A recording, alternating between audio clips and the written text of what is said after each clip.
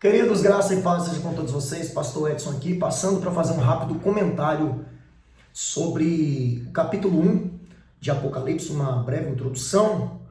Quero falar aqui alguns detalhes sobre este livro de Apocalipse. É um capítulo importantíssimo e também um livro que é extraordinário, um livro também complexo, um livro que tem muitos temas debatidos, mas é um livro que conforta a igreja, um livro que também traz um despertar para a igreja e também mostra grandes promessas extraordinárias para a igreja no futuro. O livro começa dizendo: revelação de Jesus Cristo, a qual Deus lhe deu para mostrar aos seus servos as coisas que brevemente devem acontecer, e pelo seu anjo enviou e as notificou a João, seu servo, ao qual testificou da palavra de Deus e do testemunho de Jesus Cristo e de tudo que tem visto. Bem-aventurado aquele que lê e os que ouvem as palavras dessa profecia e guardam as coisas que nela estão escritas, porque o tempo está próximo.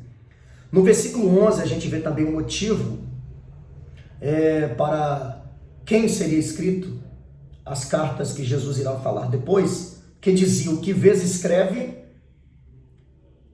num livro e envia às 7 igrejas que estão na Ásia: a Éfeso, a Esmirna, a Pérgamo, a Tiatira, Sardes, Filadélfia e Laodiceia.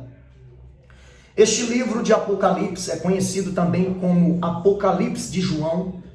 Este livro foi escrito por volta de 95 depois de Cristo e é a maior revelação escatológica de todos os tempos.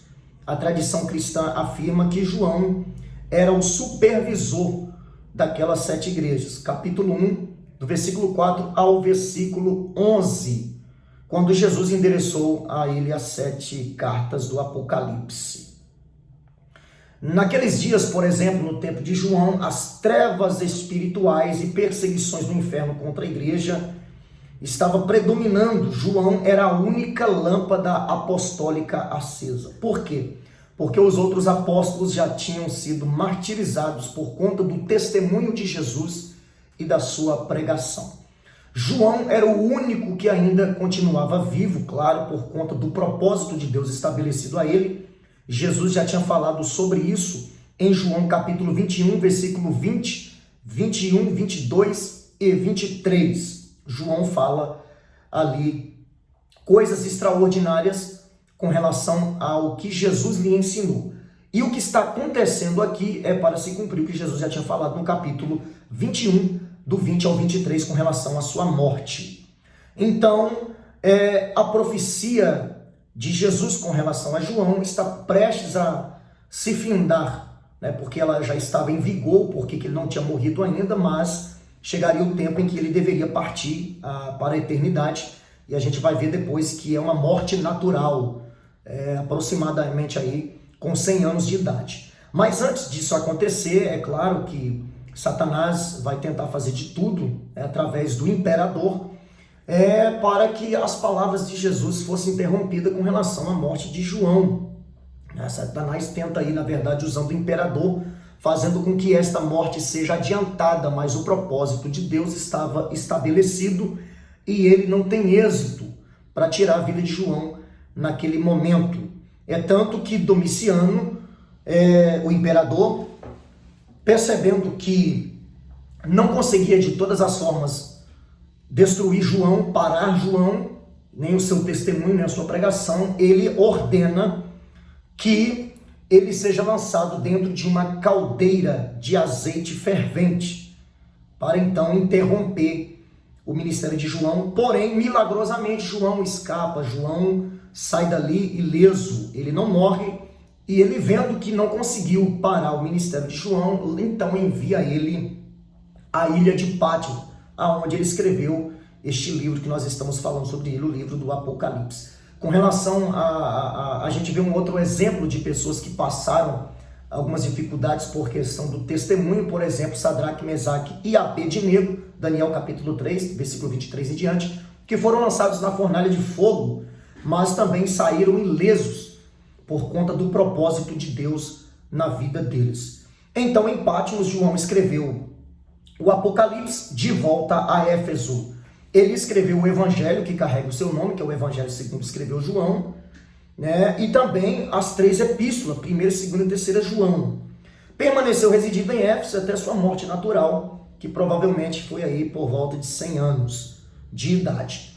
Apocalipse é a revelação final de Jesus Cristo para os 3 povos a qual a palavra de Deus é direcionada. Por exemplo, a Israel, né?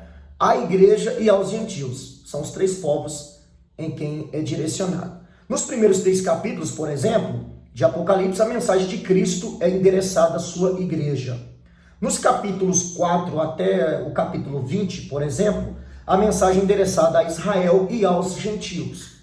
Já quando chega no capítulo 21 e capítulo 22, a gente já percebe a igreja e o Israel restaurado já se encontra na nova Jerusalém, desfrutando do novo céu e da nova terra.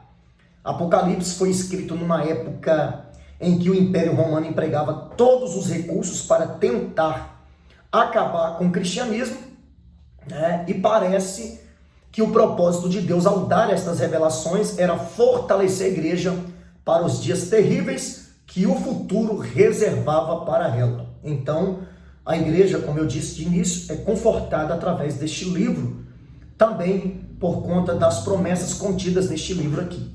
Então, se tratando de perseguições, a igreja está amparada por promessas grandiosas que viverá no futuro com Cristo.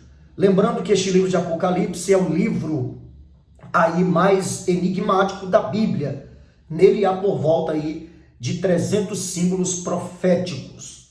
Tá? Os números 7 e 12 são chaves para entender os mistérios do livro. Se tratando, né, de 7 aí, 7 é o número da perfeição de Deus sobre o mundo criado. 12 é o número do governo de Deus sobre Israel e a igreja e o mundo.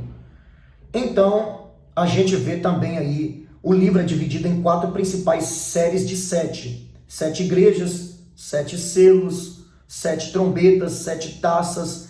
E a gente vai vendo algumas aí divisões com relação a este livro tão complexo, tão debatido, mas um livro confortante para a igreja. Se tratando do versículo 11, em que eu li aqui, citando o que Jesus disse para João, que o que ele, né, vê para escrever, e também que enviasse as 7 igrejas da Ásia. Então esse texto aqui representa, né, aliás, apresenta os 7 nomes da igreja, né, das igrejas aí. Todas estas 7 cidades, né, as igrejas estavam estabelecidas nessas cidades, por isso carregava o nome. Então, ou seja, todas as cidades eram ligadas por si a uma grande estrada triangular, tá? Essas cidades eram os principais centros dos seus respectivos distritos. Das 7, só Éfeso figura de forma importante em outra parte do Novo Testamento, quando Paulo realizou um grande trabalho missionário. A gente vê isso em Atos capítulo 19. 3 de suas epístolas se relacionam a esta cidade. A epístola de Efésios e 2 epístolas pastorais dirigidas a Timóteo, que na época pastoreava a igreja de Éfeso. Tiatira só é mencionada como cidade de Lídia, convertida por meio aí da pregação de Paulo em Filipos. A gente vê isso em Atos capítulo 16, versículo 14. Laodiceia recebeu de Paulo uma epístola que se perdeu. A gente vê isso em Colossenses capítulo 4, versículo 13, 14, 15 e 16. E ficava próximo da cidade de Colosso. As outras 4 igrejas, Esmirna, Pérgamo, Sardes e Filadélfia, não são mencionadas em nenhuma outra parte da Bíblia. Jesus não aponta apenas os sintomas espirituais, né, ou os sintomas espirituais desta igreja, ou destas igrejas, mas ele apresenta a cura para cada sintoma diagnosticado nessas 7 igrejas. Detalhe, em qualquer época da história, sempre existiram crentes compromissados e descompromissados, crentes avivados e crentes frios, crentes fiéis e crentes indiferentes. Jesus vai endereçar as cartas às 7 igrejas para João escrever e entregar estas igrejas. Então aqui a gente vê revelação de Jesus Cristo, a qual Deus lhe deu para mostrar aos seus servos as coisas que brevemente deve acontecer, e pelo seu anjo as notificou a João, seu servo. Então, nós estamos vendo que isso aqui é uma revelação de Jesus Cristo, a qual Deus lhe deu para mostrar aos seus servos as coisas que brevemente deve acontecer, as quais testificou, da palavra de Deus e do testemunho. Quem? João. João é aquele que participou, é aquele que testificou do testemunho de Jesus Cristo e tudo quanto tem visto. Por isso ele é o responsável para escrever as cartas e endereçá-las às igrejas da Ásia. E ele disse: bem-aventurado aquele que lê, os que ouvem as palavras da profecia deste livro, guardam as coisas que nela estão escritas, porque o tempo está próximo. Então Jesus usa João para falar, para endereçar estas cartas às igrejas, chamando a atenção delas para Cristo, o noivo da igreja, que também passeia no meio da igreja. Então é isso aí, uma rápida reflexão. Aguarde aí, porque a gente depois vai falar aqui sobre o diagnóstico das 7 igrejas da Ásia. Por enquanto, só uma introdução. Fica aí com essa reflexão. Deus te abençoe. Fique na paz que excede todo entendimento. Depois eu passo por aqui trazendo o capítulo de número 2. Deus te abençoe.